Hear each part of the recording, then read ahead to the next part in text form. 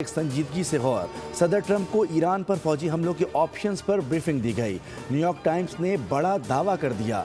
ادھر ٹرمپ کا کہنا ہے کہ ایران پر حملے کا اب تک کوئی حتمی فیصلہ نہیں کیا، صورتحال کو بہت قریب سے دیکھ رہے ہیں۔ ایران ماضی کے مقابلے میں آج کہیں زیادہ آزادی کا طالب ہے۔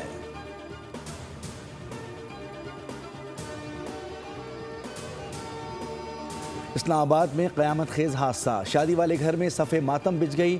سلنڈر دھماکے میں 8 افراد جاں بحق، 11 زخمی ہو گئے۔ دولہا اور دلہن بھی جان سے گئے۔ دھماکہ اتنا زوردار تھا کہ مجموعی طور پر 4 گھر متاثر ہوئے۔ تمام جاں بحق افراد کی تدفین H8 قبرستان میں کی گئی۔ چیئرمین CDA محمد علی رندھاوا نے G7 دھماکے کی تفصیلات بتا دیں۔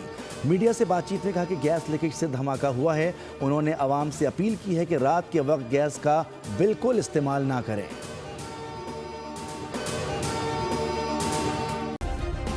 سبسکرائب کریں اور بیل دبائیں تاکہ کوئی خبر رہ نہ جائے۔